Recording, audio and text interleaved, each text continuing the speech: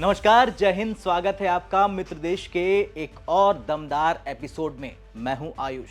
आज के एपिसोड में हम बात करने जा रहे हैं उस मिसाइल की जिसने यूरोप के साउथ ईस्ट में भूचाल ला दिया है।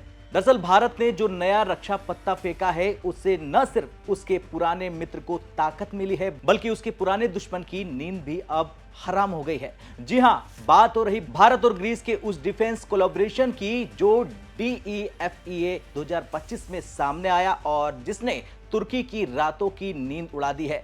दरअसल खबर है कि यूरोप के दक्षिण पूर्वी कोने में एक बड़ी रणनीतिक हलचल देखने को मिली है। ग्रीस जो पारंपरिक रूप से नेटो का एक अहम सदस्य रहा है और जिसकी भौगोलिक स्थिति उसे तुर्की के बिल्कुल सामने लाकर खड़ा करती है, अब अपनी सैन्य क्षमता में एक बड़ा बदलाव लाने जा रहा जो पूरे भूमध्य सागर की रणनीतिक दिशा को बदल सकती है।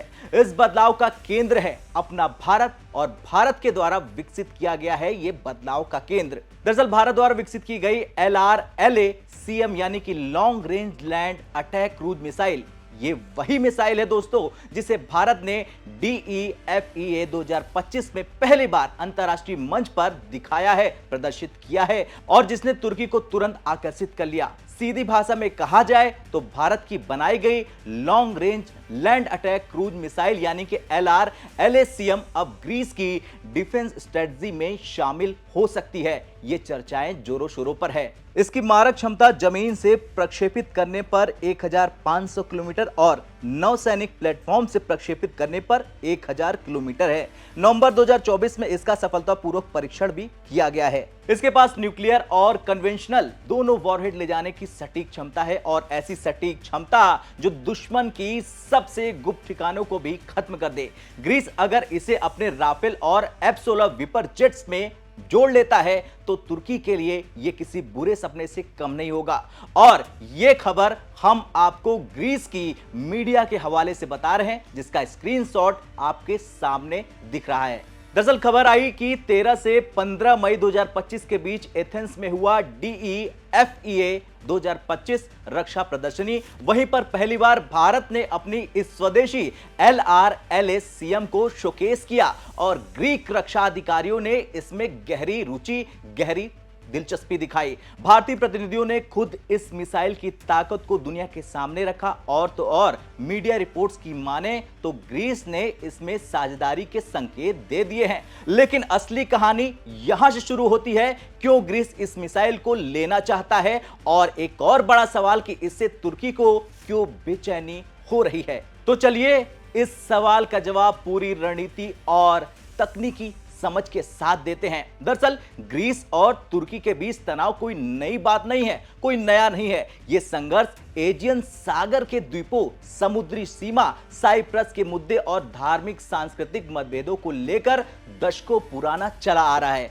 और तुर्की के जो राष्ट्रपति है एर्दोगान की जो आक्रामक नीति है और उनके ब्लू होमलैंड सिद्धांत ने ग्रीस को अपने बचाव के लिए और अधिक उन्नत हथियारों की तलाश में झोंक दिया है।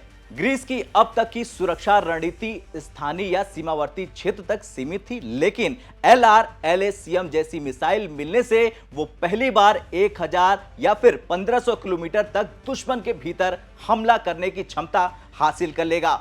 और ये डिफेंस की वो ताकत है जो अब तक सिर्फ सुपर पावर देशों के पास ही थी। भारत द्वारा विकसित की गई LRLACM मिसाइल ग्रीस को एक सस्ते लेकिन अत्याधुनिक विकल्प के रूप में मिल रही है। पश्चिमी देशों से खरीदी गई मिसाइलें जैसे कि अमेरिकी टॉम हॉक या फिर Israeli long range system Greece के रक्षा बजट पर भारी पड़ रही थी। और फिर वहीं भारत का सिस्टम न सिर्फ उन्नत है, मजबूत है, बल्कि रणनीतिक साझेदारी का भी संकेत देता है। अब चलिए जानते हैं एक सवाल का जवाब कि तुर्की इतना परेशान क्यों है इस साझेदारी से अगर ये हो जाती है डील तो। दरअसल तुर्की के जो सैन्य ठिकाने हैं एजियन कोस्ट पर तैनात S-400 air defence system LRLACM की रेंज में आ सकते हैं आसानी से। 1500 किलोमीटर की मिसाइल अगर ग्रीस के पास हो जाएगी और वो भारत की तकनीक हो तो तुर्की को अपने हर ठिकाने पर खतरा महसूस होना स्वाभाविक है। और यही वजह है कि तुर्की की मीडिया इसे बदले की कार्रवाई कह रही है, क्योंकि तुर्की ने पाकिस्तान को ड्रोन्स और हथियारों की सप्लाई की थी जब मई 2025 में भारत पाकिस्तान के बीच ऑपरेशन सिंदूर चला। भारत और ग्रीस के रिश्ते यूं ही मजबूत नहीं है दोस्तों। ग्रीस ने हाल ही में फ्रांस से 24 राफेल फाइटर जेट्स खरीदे हैं। ये वही फाइटर जेट्स हैं जिन्हें भारत भी ऑपरेट करता है। और अब LRLACM को अगर राफेल या फिर F-16 वीपर से इंटीग्रेट कर दिया जाता है तो ये तुर्की के हर प्लान को ध्वस्त कर सकता है पूरी तरह से, पूरी आसानी से। और इस बीच जब air chief marshal AP Singh की ग्रीस यात्रा हुई थी, राफेल सिमुलेटर में टेस्ट और ग्रीक अधिकारियों से मीटिंग हुई थी, सब कुछ इस डील की जमीन तैयार कर रहा है।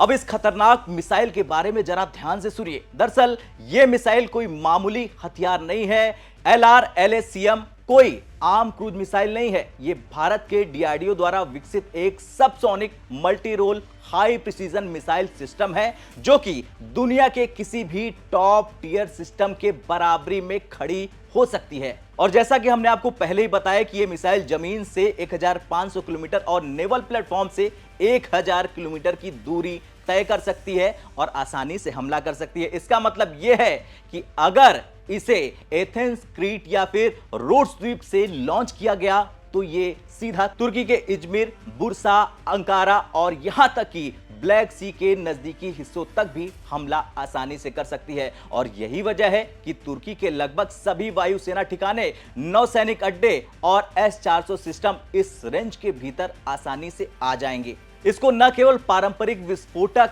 यानी HE के साथ लैस किया जा सकता है बल्कि न्यूक्लियर वॉरहेड भी इसमें लगाया जा सकता है और आसानी से ले जाया जा सकता है। इसका सीधा मतलब है फुल स्पेक्ट्रम डिटरेंस। ग्रीक जैसी ताकत जो पहले सिर्फ रक्षा में रहती थी अब आक्रामक रणनीति अपनाने की स्थिति में आ सकती है इस मिसाइल को अगर ग्रीस ने ले लिया तो। अब मिसाइल जमीन से बहुत करीबी से उड़ती है जिससे उसे रडार भी नहीं पकड़ पाते हैं। यह खास बात है भारत की इस मिसाइल में। यह बिल्कुल अमेरिकी टॉम हॉक और रूसी कैलिबर जैसी स्टील प्रोफाइल के साथ आती है और इसका मतलब है कि तुर्की के एयर डिफेंस सिस्टम जैसे कि S-400 भी इसे समय पर ट्रैक नहीं कर पाएंगे। अब आप कहेंगे कि भारत ने इसे कैसे बनाया? दरअसल इस मिसाइल को भारत ने ही विकसित किया है STFE शक्ति के साथ। ये इंजन विश्व स्तरीय एफिशिएंसी, कम ईंधन खपत और लंबी दूरी की निरंतरता प्रदान करता है। और सबसे खास बात यह है कि इसको लैंड प्लेटफॉर्म, नेवल शिप्स और संभवतः एयर लॉन्च यानी राफेल F-16 जैसे फाइटर जेट से आसानी से दागा जा सकता है। अगर ग्रीस के पास 24 राफेल हैं और 80 से ज्यादा F-16 वीपर जेट्स हैं, इस मिसाइल को अगर इस जेट के साथ इंटीग्रेट कर दिया तो तुर्की के खिलाफ ग्रीस की एयर स्ट्राइक क्षमता अभूतपूर्व हो जाएगी, काफी ज्यादा बढ़ जाएगी। यह निर्भय मिसाइल का एडवांस वर्जन है। इसमें लगा है भारतीय मैनिक स्मॉल टर्बोफैन इंजन यानी भारत का खुद का इंजन। मिसाइल की खासियत है अनवर्सल वर्टिकल लॉन्च मॉड्यूल से यह फायर की जा सकती है जो भारतीय नौसेना के 30 से ज्यादा जहाजों पर पहले से ही लैस है, मौजूद है और अब यह तकनीक ग्रीस पहुंच रही है। अब आप कहेंगे S-400 का खेल क्या है तुर्की के साथ? दरअसल तुर्की पहले ही S-400 खरीदकर अमेरिका से नाराजगी मोल ले चुका है और उसे F-35 प्रोग्राम से बाहर कर दिया गया है। इसी वजह से अब अगर ग्रीस जो नाटो का ही मेंबर है, अगर भारत की LRLACM अपने बेड़े में शामिल कर लेता है तो यह पूरे नाटो रीजन में भारत की सैन्य ताकत की गूंज बन जाएगी। भारत की मिसाइल टेक्नोलॉजी अब पश्चिमी देशों में भी डिमांड में है और तुर्की को अब न भारत का जवाब है न ग्रीस का। एक दौर था जब भारत हथियार खरीदता था, वैसे ग्रीस के लिए एक ये नई शुरुआत है जहां वो केवल एक रक्षात्मक भूमिका में नहीं है बल्कि रणनीतिक स्तर पर सक्रिय और प्रभावी खिलाड़ी बन सकता है। वहीं तुर्की की बात करें तो तुर्की के लिए ये एक सार्वजनिक सामरिक चुनौती है। LRLACM जैसी मिसाइल अगर नाटो के एक सदस्य को भारत से मिल जाती है तो इससे न केवल यूरोप की सुरक्षा संरचना में बड़ा बदलाव आएगा बल्कि इसके साथ ही साथ भारत की तकनीकी विश्वसनीयता पर भी एक बार फिर से बड़ा डंका बजेगा और एक बार फिर से ये स्थापित हो जाएगी। यानी आज भारत हथियार बेच रहा और न सिर्फ बेच रहा बल्कि अपने मित्र देशों को मजबूत करके अपने दुश्मनों के इर्द गिर्द सामरिक घेरा भी बना रहा है और यही मित्र देश की खासियत है।